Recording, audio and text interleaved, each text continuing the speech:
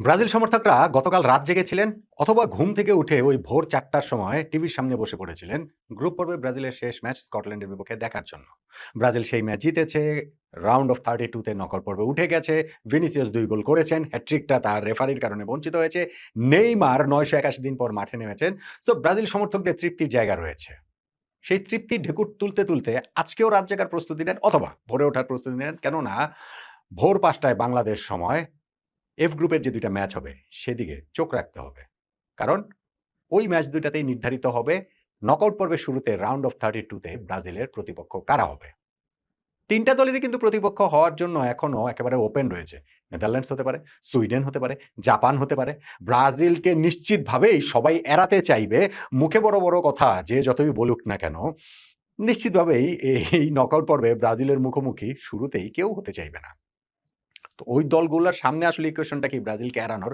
তার চেয়ে বড় কথা হচ্ছে গিয়ে ব্রাজিল কোন দলকে, নেদারল্যান্ডস, জাপান নাকি সুইডেনকে প্রতিপক্ষ হিসাবে পাবে? ব্রাজিলের এই ইকুয়েশনটা কি তা নিয়ে একটু আলোচনাটা করতে চাই। ব্রাজিলের প্রথম টার্গেট ছিল গ্রুপ চ্যাম্পিয়ন হওয়া। ব্রাজিল গ্রুপ চ্যাম্পিয়ন হয়েছে। ১৯৮২ বিশ্বকাপ থেকে ব্রাজিল প্রতিবারই ওয়ার্ল্ড কাপে গ্রুপ চ্যাম্পিয়ন হয়। এই নিয়ে টানা ১২ বার হলো। এটা ব্রাজিলের জন্য not a big deal. Big ডিলটা শুরু হয় ইনফ্যাক্ট তারপরে গিয়ে, যেইখানটাতে ব্রাজিল গত ৫টা বিশ্বকাপের মধ্যে ৪টাতেই কোয়ার্টার ফাইনালে হেরে বিদায় নিয়েছে, সেমিফাইনালে হেরে একবার বিদায় নিয়েছে ২০১৪-তে। সো এইবার সেই কোয়ার্টার ফাইনাল পর্যন্ত যাওয়ার আগে তো ২টা ধাপ রয়েছে। প্রথমত রাউন্ড অফ 32, যেইটা এবার বিশ্বকাপের দল সংখ্যা বাড়ার কারণেই এই একটা রাউন্ড সংযুক্ত হয়েছে। সেইখানে ব্রাজিলের নিজেরা যখন গ্রুপ চ্যাম্পিয়ন হয়ে গেছে সি গ্রুপের, তখন ব্রাজিলের প্রতিপক্ষ হবে এফ গ্রুপের রানার্স আপ দল। নেদারল্যান্ডস, জাপান, সুইডেন, তিউনিসিয়ার সেই গ্রুপের রানার্স আপ দলটা। সেই রানার্স আপটা আসলে কারা হবে? ধরেন এই মুহূর্তে পয়েন্ট টেবিলের শীর্ষে রয়েছে নেদারল্যান্ডস। তারা আজকে ম্যাচটা খেলবে তিউনিসিয়ার বিপক্ষে। তিউনিসিয়া সবচেয়ে গ্রুপের দুর্বল দল। বাকি ২টা ম্যাচেই তারা সুইডেনের কাছে, জাপানের কাছে হেরেছে। ফলে নেদারল্যান্ড যখন ৩ ম্যাচের মধ্যে জাপানের সঙ্গে ড্র করেছে এবং সর্বশেষ ম্যাচটা সুইডেনের বিপক্ষে ৫-১ গোলের বিধ্বংসী জয় পেয়েছে। ডাচদের এই ম্যাচটা জেতারই কথা। যদি তারা ম্যাচটা জেতে তাহলে তাদের গ্রুপ চ্যাম্পিয়ন হবার কথা। হবার কথা আমি বলছি। আর গ্রুপ চ্যাম্পিয়ন হলে ব্রাজিলকে তারা অ্যাভয়েড করতে পারবে। কিন্তু যদি সেটা না হয় তাহলে আসলে ঘটনাটা কি ঘটবে? সেটা নেদারল্যান্ডস ম্যাচ জেতা সত্ত্বেও তারা গ্রুপ চ্যাম্পিয়ন না হয়ে গ্রুপ রানার্স আপ হয়ে ব্রাজিলের মুখোমুখি তো হয়ে যেতে পারে। সেইটা আসলে কিভাবে হতে পারে? ধরেন জাপান। জাপানেরও কিন্তু এই মুহূর্তে পয়েন্ট হচ্ছে ৪। তারা দ্বিতীয়তে রয়েছে। ২ ম্যাচ শেষে একটা ড্র নেদারল্যান্ডসের সঙ্গে ড্র করেছে এবং একটা ম্যাচ তারা জিতেছে তিউনিসিয়ার বিপক্ষে।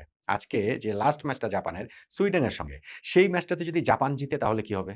তাহলে তো জাপানেরও ৭ পয়েন্ট হয়ে যাবে। নেদারল্যান্ড জিতলে নেদারল্যান্ডসেরও ৭ পয়েন্ট। এখন ২ টা দলের ৭ পয়েন্ট হওয়ার পর টাই ব্রেকারের নিয়মটা আমরা জানি যে প্রথমে head to head goal difference, head to হেডের গোল ফর।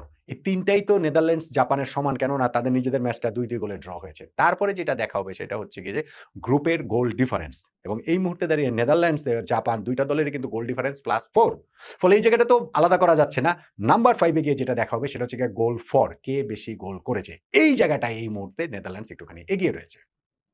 কেননা নেদারল্যান্ড ৭টা গোল করেছে, তারা ৩টা গোল খেয়েছে, তাদের গোল ডিফারেন্স +4। জাপান ৬টা গোল করে ২টা গোল খেয়েছে, তাদের গোল ডিফারেন্সও +4। কিন্তু যেহেতু নেদারল্যান্ড ৭ গোল করেছে, জাপান ৬ গোল করেছে, এই জায়গাটাতে নেদারল্যান্ডস একটুখানি এগিয়েই রয়েছে। তার মানে এখানে গ্রুপ চ্যাম্পিয়ন হতে হলে নেদারল্যান্ডসের সামনে আমি দেখি ইকুয়েশনটা নেদারল্যান্ডসের সামনে, জাপানেরটা বলছি, নেদারল্যান্ডসের সামনে ইকুয়েশনটা হচ্ছে খুবই ক্লিয়ার। নিজেদের ম্যাচটা তাদের জিততে হবে, না জিতলেও হবে। জাপান ম্যাচের রেজাল্টটা আসলে ম্যাচ করতে হবে। রেজাল্ট বলতে হচ্ছে ড্র বা হেরে যাওয়াটা না, ড্র কিংবা জয়। ধরেন জাপান যদি ড্র করে, নেদারল্যান্ডসের ড্র করলেই হবে। জাপান যদি জিতে যায়, নেদারল্যান্ডসেরও জিততে হবে। কিন্তু জাপান যেই ব্যবধানটাতে জিতবে, যত গোলের ব্যবধানে জিতবে, যত গোল দিয়ে জিতবে, যত গোলের ব্যবধানে না, ইনফ্যাক্ট গোল ব্যবধান তো সমান, যত গোল দিয়ে জিতবে নেদারল্যান্ডসেরও ঠিক সেই তত গোল দিয়ে জিতলেই তাদের কাজের কাজ হয়ে যাবে। ধরেন জাপান যদি এই জায়গাটাতে ২-১ গোলে জিতে, তাহলে নেদারল্যান্ডসেরও ২-১ গোলে জিতলে হবে। জাপান যদি এখানটাতে ৩-২ গোলে জিতে, নেদারল্যান্ডসেরও ৩-২ গোলে জিতলে হবে। কিন্তু ওই যতগুলা গোল জাপান দিবে, যেই ব্যবধানে দিবে জিতবে, সেটা তো ম্যাচ করতেই মানে করলেই হবে। আর যতগুলা গোল দেবে, গোল ফরটাও নেদারল্যান্ডসের পক্ষে রাখতে পারে। নেদারল্যান্ডস ইকুয়েশন আর জাপানের ইকুয়েশন, যেহেতু ম্যাচ দুইটা একই সময় চলবে, সুইডেনের সঙ্গে তাদের ম্যাচ, তারা তো আর ওইটা জানবে না যে নেদারল্যান্ডসের ম্যাচের রেজাল্ট দেখে তো আর কোনো কিছু, মানে তারা ওইভাবে রিঅ্যাক্ট করার তার অপশন থাকবে না, কোনো দলের সামনেই নেই। ফলে জাপানের সামনে আসলে তারা জিতলেই গ্রুপ চ্যাম্পিয়ন হবে সেই নিশ্চয়তা নেই। জেতার পরও তাদের গ্রুপ রানার্স আপ হবার সম্ভাবনা আছে এবং সেই ক্ষেত্রে ব্রাজিলের মুখোমুখি হয়ে যেতে পারে। এবং সেই জন্যই জাপানকে মাথায় রাখতে হবে যেন তারা হচ্ছে গিয়ে সুইডেনের বিপক্ষে জিততে পারে, কনভিনসিংলি জিততে পারে, বড় ব্যবধানে জিততে পারে।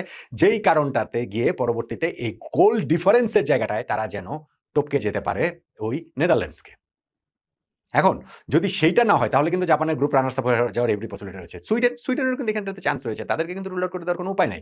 খুব সিম্পল ইকুয়েশন সুইডেনের সামনে। মানে নকআউট পর্বে যাওয়ার জন্য আমি বলছি। তারা ২ ম্যাচ খেলে ৩ পয়েন্ট তো।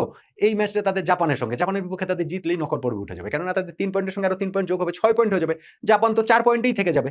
ফলে এই জায়গাটাতে কিন্তু তাদের আর এগিয়ে যাওয়ার কোনো সুযোগ জাপানের থাকছে না। জাপানের অবশ্য ওইখানে সুইডেনের সঙ্গে ড্র যদি করে তাহলে তারা হচ্ছে গিয়ে নকআউট পর্বটা তাদের নিশ্চিত হয়ে যাবে। কেননা ড্র করলে জাপানের পয়েন্ট হচ্ছে গিয়ে ৪ এর সঙ্গে ১ ৫ যোগ হবে। আর সুইডেনের পয়েন্ট তো ৩ এর সঙ্গে ১ ৪ যোগ হবে। ফলে জাপান ওইখানটাতে এগিয়ে থাকবে এবং তখন গ্রুপ রানার্স আপ হিসেবে ব্রাজিলের মুখোমুখি হওয়ার চান্স থাকবে। সুইডেন কিন্তু শুধু ড্র যদি করে জাপানের সঙ্গে তাহলে গ্রুপ সেরা ওই যে তৃতীয় স্থান যে ৮ টা দল সবগুলো গ্রুপের ১২ টা দলের গ্রুপের মধ্যে সেরা ৮ তৃতীয় স্থান অর্জনকারী দলের মধ্যে একটা থেকে তাদের চান্স রয়েছে নকআউট পর্বে যাবার। কিন্তু যদি তাদের ওইটা নিশ্চিত করতে হয় তাহলে সুইডেনকে হারাতে হবে জাপান। জাপানকে আসলে হারাতে হবে। সুইডেনের সামনে সেই চ্যালেঞ্জটা রয়েছে। আগের ম্যাচে তারা হেরে গেছে নেদারল্যান্ডসের কাছে। কিন্তু এই যেই দলটা রয়েছে সুইডেনের স্পেশালি তাদের ফরওয়ার্ড লাইন খুবই ভালো। তারা কিন্তু জাপানকে হারাতেই পারে। যদি তারা হারায় সেই ক্ষেত্রে সুইডেনের পয়েন্ট ৩ এর সঙ্গে ৩ যোগ হয়ে ৬ হয়ে যাবে। জাপানের পয়েন্ট হচ্ছে গিয়ে সেখানটাতে থেকে যাবে আ ৪ এই থেকে যাবে। নেদারল্যান্ডস অন্য ম্যাচের কি রেজাল্ট হয় তিউনিসিয়ার বিপক্ষে তারা জিতবে সেটা তো আসলে ধরে নেওয়াই যাচ্ছে। ফলে নেদারল্যান্ডসকে প্রবাবলি এই হিসাবটার একটু বাইরেই রাখা দরকার। আমার কাছে তাই মানে লং স্টোরি শর্ট যদি আমি করি পুরো জিনিসটা যদি সাম আপ করি তাহলে এই ৩ টা দলের সামনেই নকআউট পর্বে যাওয়ার সুযোগ রয়েছে। কিন্তু কেউ গ্রুপে আসলে দ্বিতীয় হতে চাইবে না। নেদারল্যান্ডসের কোচ রোনাল্ড কুমেন আমি দেখছিলাম তিনি বলছিলেন এই ম্যাচের আগে তিউনিসিয়ার বিপক্ষে যে আমরা কাউকে ভয় পাই না। আমরা আসলে অনেক দূর যাবার লক্ষ্য নিয়ে আসি। এগুলো তো বলার জন্য বলা। কিন্তু নিশ্চয়ই রাউন্ড অফ 32 তেই শুরুতেই নকআউট পর্বে ব্রাজিলের মুখোমুখি হয়ে যেতে চাইবে না। এখন ব্রাজিলের জন্য এই ৩ টা দলের কথাই যদি বলি ধরেন ব্রাজিল নেদারল্যান্ডসে কিন্তু অনেক ক্লাসিক ম্যাচ রয়েছে। ধরুন 90s থেকেও যদি আমি ধরি 94 ওয়ার্ল্ড কাপের কোয়ার্টার ফাইনালে ৩-২ গোলে ব্রাজিল জিতেছিল। ওই যে রোমারিও বেবেটোর মাজিনহোর সেই ওই যে বাচ্চার দোলানো ওই সেলিব্রেশনের বিখ্যাত যে ম্যাচটা। 98 ওয়ার্ল্ড কাপের সেমিফাইনালে ব্রাজিল জিতেছিল টাই ব্রেকারে। আবার ধরেন হচ্ছে গিয়ে 2010 ওয়ার্ল্ড কাপে ব্রাজিলকে কোয়ার্টার ফাইনাল থেকে বিদায় করে দিয়েছিল এই নেদারল্যান্ড। 2014 ওয়ার্ল্ড কাপে ওটা অবশ্য খুবই ইনসিগনিফিকেন্ট ম্যাচ। তৃতীয় স্থান নির্ধারণী ম্যাচটাতেও নেদারল্যান্ড জিতেছিল। ফলে এই দল দুইটা ব্রাজিল নেদারল্যান্ডসে কিন্তু অনেক ক্লাসিক ম্যাচ রয়েছে। আবার ধরেন ব্রাজিল জাপান ক্লাসিক ম্যাচ না থাকলেও ওই কার্লো অ্যানচেলত্তির অধীনেই কিন্তু জাপানের কাছে ব্রাজিল হেরেছিল কয়েক মাস আগেই। ফলে ওইটাও নিশ্চিতভাবেই ব্রাজিলিয়ানদের মাথায় রয়েছে। ব্রাজিল সুইডেনেরও কিন্তু ক্লাসিক ম্যাচ অন্তত ২ টা তো আমি মনে করতেই পারি। ১৯৫৮ বিশ্বকাপ ফাইনাল যেটাতে ব্রাজিল জিতেছিল প্রথমবারের মতো যে তারা বিশ্বকাপ জিতেছিল এবং আরেকটা হচ্ছে গিয়ে ১৯৯৪ বিশ্বকাপের সেমিফাইনাল যেখানটাতে ব্রাজিল ১-০ গোলে জিতেছে। একদম শেষ দিকে ৮০-৮১ মিনিটের দিকে রোমারিও হেড থেকে একটা গোল করেছিলেন। পুরো খেলায় ব্রাজিল অ্যাটাক করেছিল। কিন্তু সুইডেনের ওই টিমটা দুর্দান্ত ছিল। থমাস ব্রোলিন, ডার্লিন, অ্যান্ডারসন ৩ জন দুর্দান্ত ফরওয়ার্ড ছিল। কিন্তু ওই ম্যাচটা সুইডেন কেন যেন ডিফেন্সিভ শেপে একেবারে খেলেছিল।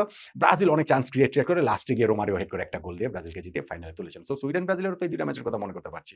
তো ব্রাজিল এই জায়গাটাতে তারা আসলে আগ্রহ নিয়ে অপেক্ষা করবে যে কাদেরকে তারা প্রতিপক্ষ হিসেবে চাইবে। কিন্তু আমার কাছে যদি ধরেন এটা তো আসলে কারোই চুজ করার কোনো অপশন নাই। নেদারল্যান্ডসের মুখোমুখি ব্রাজিল শুরুতে হতে চাইবে না। প্রথাগত পরাশক্তি নেদারল্যান্ডস এবং সেই জায়গাটাতে এইবার বিশ্বকাপ জয়ের সম্ভাবনাটা যেরকম ব্রাজিলের মুখোমুখি হতে কেউই চাইবে না সেটা তো ঠিকই আছে। কিন্তু ব্রাজিল নিজেরাও যদি ধরেন ওরকম একটা বিষয় থাকতো যে তুলনামূলক একটু যদি সহজ দল তাহলে আমার মনে হয় এই ৩ টা দলের মধ্যে ব্রাজিল প্রবাবলি সুইডেনকেই চুজ করে নিত। কিন্তু আমার কাছে যেটা মনে হয়েছে ইকুয়েশনে তাতে করে গিয়ে এই গ্রুপের ম্যাচ ২ টার শেষে সম্ভবত এই গ্রুপের রানার্স আপ জাপানই হবে শেষ পর্যন্ত। তাই আমার ধারণা ব্রাজিল জাপান ম্যাচটাই রাউন্ড অফ 32 তে এই নকআউট পর্বের শুরুতে হয়ে যাচ্ছে। জাপানের সঙ্গে ব্রাজিল কিছুদিন আগে খেলেছে। কিন্তু ধরেন নকআউট পর্বের শুরুতে যদি সেই জাপানের মুখোমুখি আবার ব্রাজিল হয়, ব্রাজিলের সমর্থকরা স্যাটিসফাইড তো। জাপানকে তো হারাতে পারবে এই ব্রাজিল, নাকি?